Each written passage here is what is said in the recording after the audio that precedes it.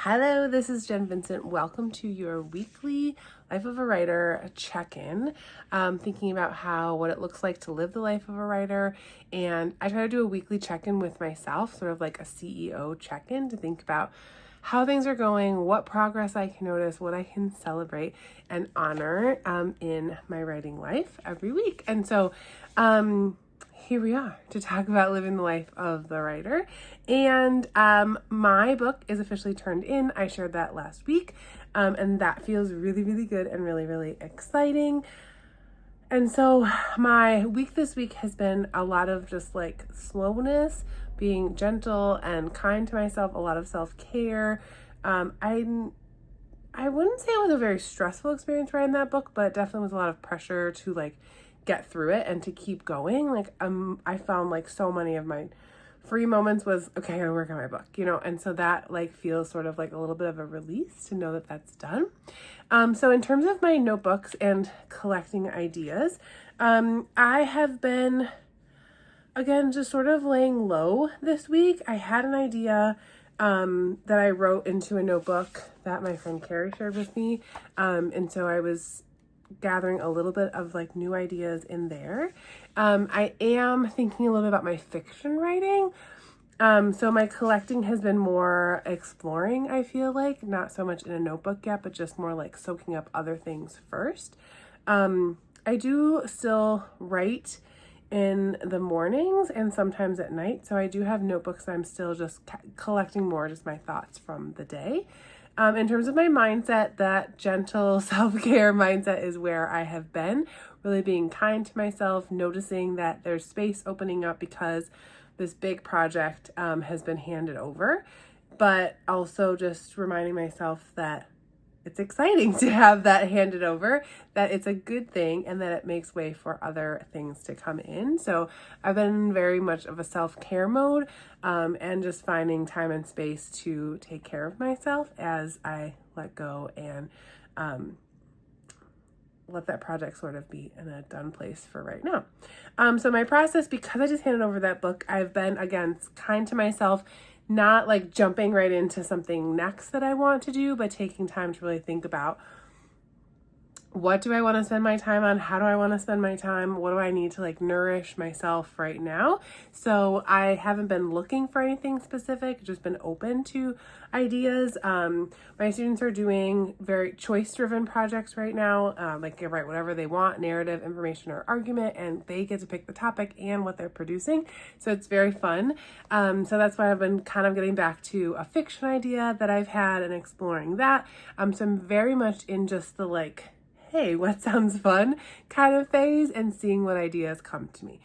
In terms of strategies, I wanted to give myself a little bit of time to think about my fiction and not just dive into writing it or looking at the ideas that I've had before. So instead, I started by looking at some themes and ideas from a book that is a classic that kids love and has been around for a long time. So I want to write something a little bit more contemporary, a contemporary version of this. So I've been thinking about it for a while, actually. And I've done some work to brainstorm and even have written a little bit into it, but I haven't touched it in a long time. So my strategy has been to look at like some themes, the characters, things like that, and just let myself kind of explore and remind myself of why I like that story, but what I want to bring into today's version of that story. So mentor text, and then also I printed out some like analysis, like what people have said about that book and themes that they notice. So that's been just like going through that and noticing things from different people and highlighting that, bringing that to the forefront for myself as I remember what I really want to make the big themes and really important of this fiction project. So that's been also my exploration mode, right? Is just like, let me just explore, let me sit with this, let me remind myself why I love that book and what are the elements that I really want to carry forth into a current version. Not I want to write the same book, but I want the same, like, again, the themes, the heart, the coming of age, the like being like not like being an outcast, not really fitting in, trying to find your way, still being a loyal and good friend, and also the idea of being what's the word I want to say? I lost it. I just lost my brain. Being an outcast, being a good friend. Being part of like a group that's judged and like that push to invite people to really think of the person and the human who's in front of them rather than a group or a stereotype that has been passed down. So that's what I've been really just exploring. What are the themes? What's the like vibe that I want this project to entail? So I've been letting myself explore and be open to that.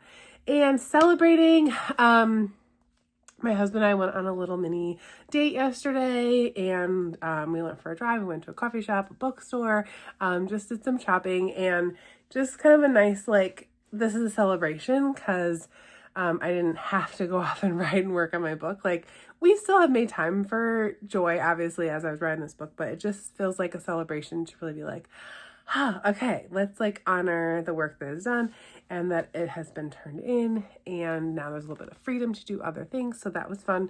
And celebrating the opportunity to have new ideas come in, like that's been really joyful and really nice. Working with my student writers and getting them interested and excited about what they're doing. They're excited already about their projects, but like having conversations around how to push their thinking deeper, and that I think has been like where my brain has been, which is pretty fun to like explore that with them, but also celebrate the fact that we're having these awesome conversations. So that's been fun. But yeah, I'm really celebrating this bit of like freedom and openness to all sorts of different opportunities that could come forth, but being kind to myself and not feeling like I have to be really clear and specific and pushing myself to do something right now. So my hopes in sharing my Living the Life of the Writer weekly check-in is to invite you to think about what living the life of a writer looks like for you, and how you're living these 6 practices. What are you doing to collect ideas right now? How are you caring for your mindset? Where are you in the process right now of writing? What strategies are you using that are working for you? How are you exploring and keeping that exploration mindset? And then also, how are you celebrating, honoring the work that you are doing and where you are right now?